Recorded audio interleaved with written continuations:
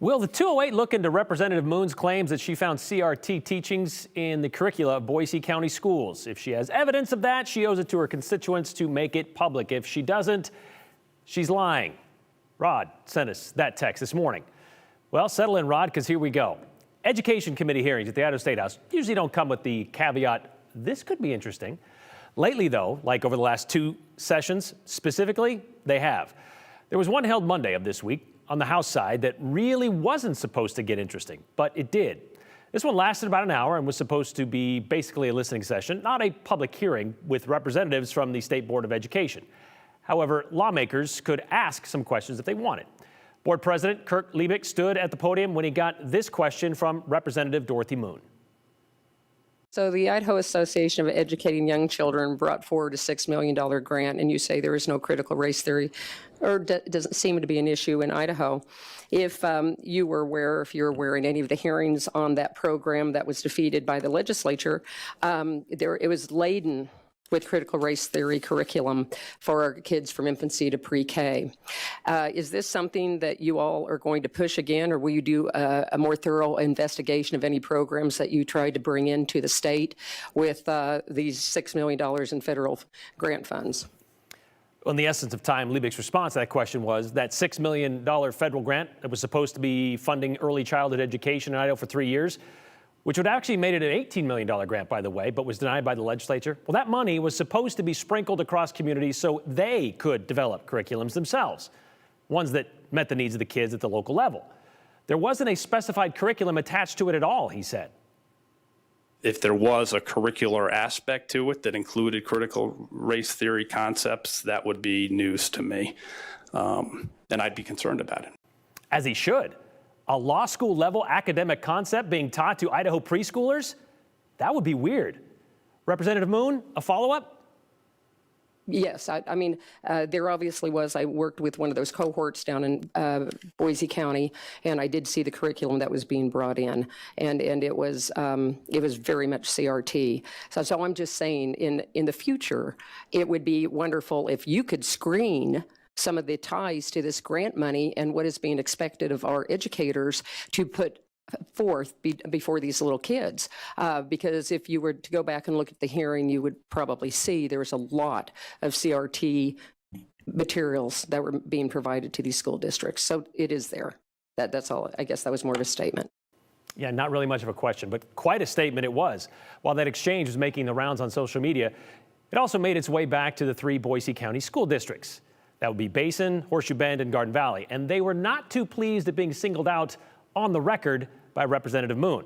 Dennis Chestnut, the superintendent of Horseshoe Bend, told us he's aware of Representative Moon's comments, but his district was never on the receiving end of that pre-K grant money. Idaho did accept a similar grant back in 2020, but Horseshoe Bend's preschool has always been funded by local dollars, Chestnut said. What I can tell you unequivocally is that critical race theory is not a part of Horseshoe Bend School District curriculum, and anyone claiming otherwise is misinformed. Meanwhile, Brian Hunick with the Boise School District, he said, this is the superintendent, he said Representative Moon must be referring to us. They did get money from that grant back in 2020. However, he said the last time Representative Moon was in our district was in 2019 when she donated her STEP award to the elementary school. She has not viewed our preschool curriculum because our elementary principal has not had a request from her. Neither have our preschool teachers, he said. We have no CRT curriculum in our preschool program unless you identify ABCs and 1, 2, 3s as CRT. They tell us they're actually working on an expanded response to that testimony. Garden Valley School District hasn't yet responded to our request for comment. We also reached out to Representative Moon to ask her about her comments, obviously. And after all, as Rod said, doesn't she owe it to her constituents to make any evidence she might have of preschool kids being taught critical race theory, making that public? We're still waiting for a response. And while we're talking about responses, many of you may have noticed the response of Representative Julie Yamamoto in that clip from Monday's committee meeting. We certainly did, and we wanted to ask her about it. So I do have a question. So about 44 minutes into the House Education Committee meeting on Monday. And you say there is no critical race theory, or doesn't seem to be an issue in Idaho. Representative Dorothy Moon of Stanley in any of the hearings on that program that was defeated. Put her cards on the table. It was laden with critical race theory curriculum for our kids from infancy to pre-K. Weighted words Theory curriculum for our kids from worthy of a sizable reaction. I cannot play poker. It is not in my being to not react to the things I hear and see. Yes, I disagreed with what she was saying, and it is just at odds with what I had looked at to see kids succeed, which is happening here in the Treasure Valley. As a longtime educator, I wanted parents to know what we were doing because they need to be talking about it at home. Our job wasn't to inculcate our values, it was to support the family. But as for these other, the critical race theory, Marxist ideologies, I have to say, most teachers I know, and they're still in the field, that is not their purpose. They're trying to help make sure that little people are reading and reading well enough that then they can go on to read to learn. Yes, I mean, there obviously was, I worked with one of those cohorts down in Boise County, and I did see the curriculum that was being brought in, and it was very much CRT. You mentioned that you're not a very good, very good poker face, but your reaction was kind of like, here we go again. Oh, right. Yeah, I'm just to the place where I guess I'm not willing to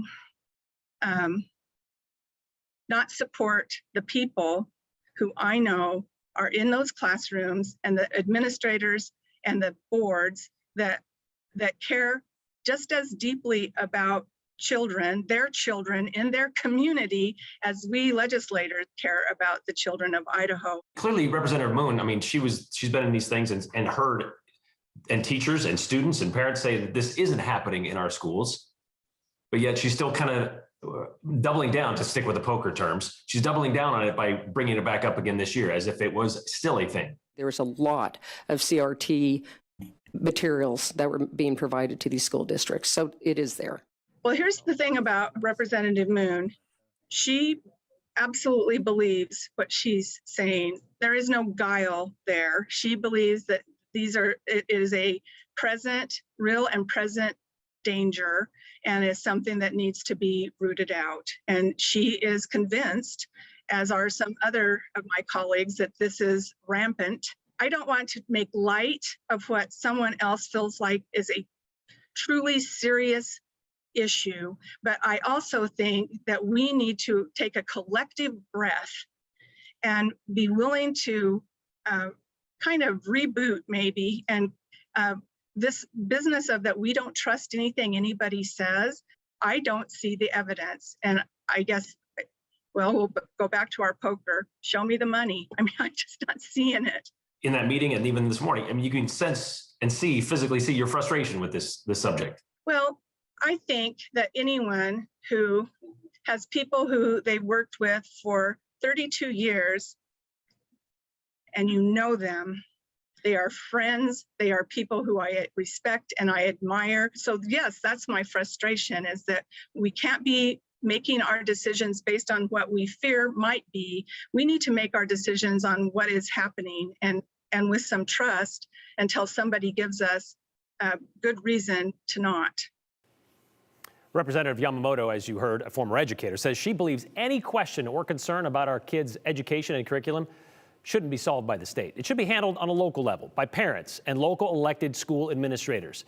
She, like a lot of other state leaders we've spoken with about this subject, seem to be ready to move on.